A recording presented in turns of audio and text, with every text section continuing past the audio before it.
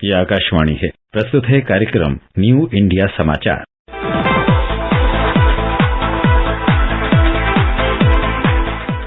नमस्कार, आकाशवाणी के समाचार सेवा प्रभाग की प्रस्तुति न्यू इंडिया समाचार में आपका स्वागत है।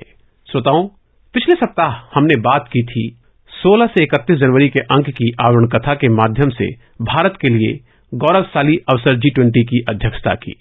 इस बार हम बात करेंगे इस अंक के अन्य समाचारों के बारे में। इस बार के अंक में प्रधानमंत्री के मन की बात कार्यक्रम की 43वीं कड़ी को शामिल किया गया है। व्यक्तित्व की कड़ी में तमिल फिल्मों और राजनीति के महानायक MGR यानी भारत रत्न मरुधर गोपालन रामचंद्रन को लिया गया है। इसके अलावा समाचार सार के अंतर्गत 5 समाचारों को शामिल किया गया है, जिनमें NCERT की किताबों में अब शामिल होंगे भगवद गीता के श्लोक, अंतरिक्ष क्षेत्र में ऊंची छलांग, 177 विदेशी उपग्रहों का प्रक्षेपण, जरूरी दवाएं होंगी सस्ती, 119 दवाओं की अधिकतम कीमत तय, वैज्ञानिक प्रकाशनों की वैश्विक रैंकिंग में तीसरे स्थान पर पहुंचा भारत और भारतीय नौसेना को मिली 5वीं स्कॉर्पियन पनडुब्बी वागीर शामिल हैं। केंद्र सरकार के वर्तमान नेतृत्व ने पिछले 8 वर्षों में पूर्वोत्तर के विकास से जुड़ी अनेक रुकावटों को रेड कार्ड दिखाया है। सरकार पूर्वोत्तर को न केवल आर्थिक विकास का बल्कि सांस्कृतिक विरासत का भी केंद्र बनाने के लिए प्रतिबद्ध है। इसी प्रयास के तहत अब सरकार लुक ईस्ट नीति से एक्ट ईस्ट पर आई। अब उससे आगे निकलकर इसकी नीति act fast for North East और act first for North East हो गई है। एक समय सिर्फ बजट, टेंडर, शिलान्यास और उद्घाटन तक सीमित रहने वाले विकास में अब बदलाव दिखने के साथ महसूस भी किया जा रहा है। आधुनिक इंफ्रास्ट्रक्चर का निर्माण कर विकसित भारत को एक मजबूत बुनियाद देने में जुटी केंद्र सरकार चालू वित्त वर्ष में इंफ्रास्ट्रक्चर पर 7 लाख करोड़ रुपए खर्च कर रही है, जो 8 वर्ष पहले 2 लाख करोड़ रुपए से भी कम था। प्रधानमंत्री नरेंद्र मोदी ने 18 दिसंबर को इसी कड़ी में पूर्वोत्तर के विकास को गति देने वाली 6,800 करोड़ रुपए की परियोजनाओं का शिलांग और अगरतला में उद्घाटन एवं शिलान्यास किया।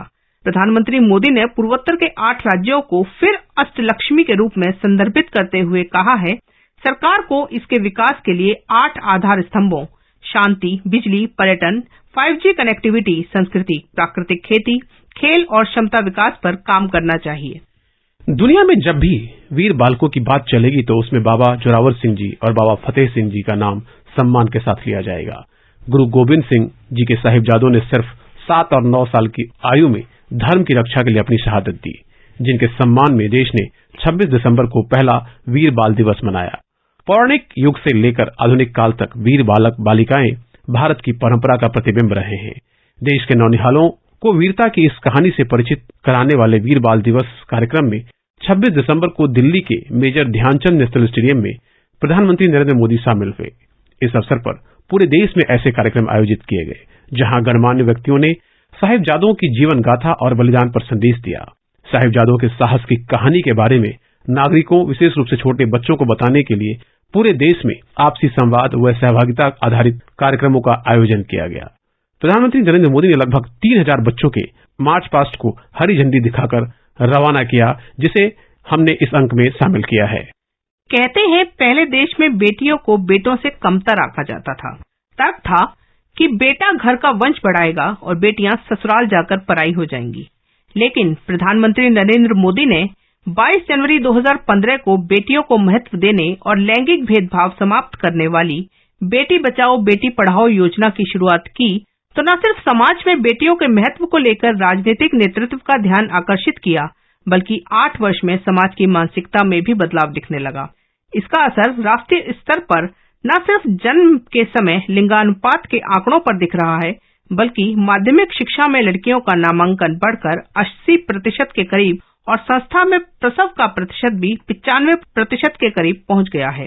वर्ष 2014-15 में लिंगानुपात 918 था, जो 2021-22 में 934 हो गया है। इसके साथ ही देश में जो बच्चे गोद लिए जा रहे हैं, उनमें लड़कियों की संख्या अधिक है। पिछले 5 वर्ष के आंकड़े बताते हैं कि 0 से 1 वर्ष के 10,179 बच्चे गोद लिए गए, जिनमें 6,046 लड़कियां हैं। इसी तरह पिछले 3 वर्ष के सभी उम्र के बच्चों को गोद लेने का आंकड़ा देखें तो देश ही नहीं बल्कि विदेशों में गोद लिए गए भारतीय बच्चों में लड़कियों की संख्या अधिक रही है।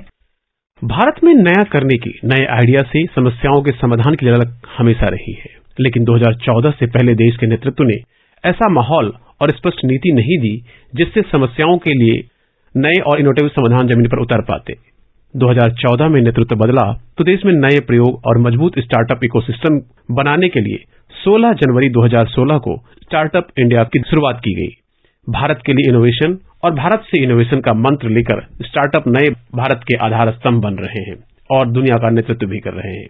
स्टार्टअप में बढ़ती ताकत और कार्य संस्कृति को देश के हर हिस्से में पहुंचाने के लिए प्रधानमंत्री नरेंद्र मोदी ने 16 जनवरी को राष्ट्रीय स्टार्टअप दिवस मनाने की घोषणा की। प्रधानमंत्री नरेंद्र मोदी के नेतृत्व में 2014 में जब सरकार ने काम करना शुरू किया तब देश में 500 से भी कम स्टार्टअप थे। यह शब्द भी बहुत मुश्किल से सुनने को मिलता था, लेकिन केवल 7 साल के छोटे कालखंड में भारत में स्टार्टअप की दुनिया बदल चुकी है। देश के 656 जिलों में मान्यता प्राप्त 86,000 से अधिक स्टार्टअप के साथ हम दुनिया में तीसरा सबसे बड़ा स्टार्टअप इकोसिस्टम है। मान्यता प्राप्त कुल स्टार्टअप की वैल्यू 330 अरब के ऊपर है। यही वजह है कि भारत की अध्यक्षता वाले G20 शिखर सम्मेलन में भारतीय स्टार्टअप को अंतर्राष्ट्रीय मंच देने के लिए एक सहभागी समूह स्टार्टअप 20 गठित किया है। भारत के स्टार्टअप को दुनिया भविष्य के तौर पर देख रही है। देश में पहली बार इसरो द्वारा सफलतापूर्वक निजी रॉकेट लॉन्च किया जाना भारत में स्टार्टअप की उदार नीति का प्रमाण है। भारत एक ऐसा स्टार्टअप इकोसिस्टम बनाने का प्रयास कर रहा है जिसका आधार स्तंभ of the youth, by the youth, for the youth का मंत्र हो। स्टार्टअप इंडिया अभियान के जरिए युवाओं ने मजबूत नींव तैयार की है। इस बार के अंक में भारत सरकार का 2023 का आधिकारिक कैलेंडर भी शामिल किया गया है, जो प्रधानमंत्री नरेंद्र मोदी के सबका साथ, सबका विकास, सबका विश्वास के भरोसे का प्रतिबिंब है, जिसमें जोशपूर्ण तरीके से आगे बढ़ रहे भारत को दर्शाने वाली 12 छवियों का प्रभावशाली संग्रह है। इस कैलेंडर में 12 महीनों के लिए चयनित 12 थीम पर सरकार की ओर से चल रही लोक कल्याणकारी योजनाओं की झलक है। इसे हिंदी और अंग्रेजी सहित 13 भाषाओं में उपलब्ध कराया जाएगा। देश के सभी सरकारी कार्यालयों, पंचायती राज संस्थानों, स्वास्थ्य केंद्रों, नवोदय और केंद्रीय विद्यालयों, जिलों में BDO और DM के कार्यालयों में वितरित किया जाएगा तथा सार्वजनिक क्षेत्र के उपक्रमों और स्वायत्त संस्थानों की खरीद के लिए उपलब्ध होगा। कुल 11 लाख प्रतियां छपवाई जाएंगी और पंचायतों को क्षेत्रीय भाषाओं में 2.5 लाख प्रतियां वितरित की जाएंगी। दुनिया के कई देशों में एक बार फिर कोविड के बढ़ते प्रभाव को देखते हुए केंद्र सरकार ने एहतियाती कदम उठाना शुरू कर दिया है। इसी पहल के तहत प्रधानमंत्री नरेंद्र मोदी और स्वास्थ्य मंत्री मनसुख मांडविया ने हाल ही में तैयारियों का जायजा लेने के लिए उच्च स्तरीय बैठकें की और आवश्यक दिशा निर्देश जारी किए। वहीं कई राज्यों ने भी इस संबंध में आपात बैठकें बुलाई और तैयारियों को लेकर सक्रिय हुए हैं। प्रधानमंत्री नरेंद्र मोदी के समर्थ नेतृत्व में भारत पहले से ही टेस्ट, ट्रैक और ट्रीट नीति पर अमल कर रहा है और कोविड उपयुक्त व्यवहार का पालन कर रहा है।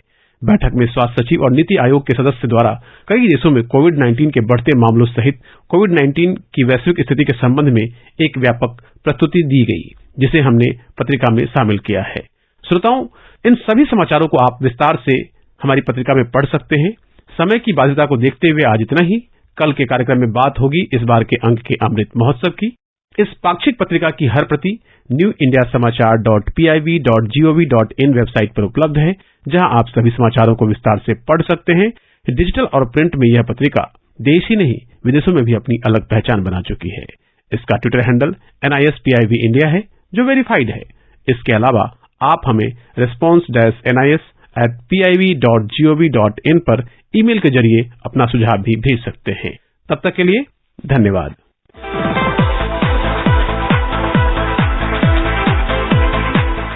अभी आप सुन रहे थे कार्यक्रम न्यू इंडिया समाचार, जिसे प्रस्तुत कर रहे थे संपादक संतोष कुमार और पत्रकार नलिनी शर्मा। ये कार्यक्रम आकाशवाणी के समाचार सेवा प्रभाग द्वारा प्रस्तुत किया गया।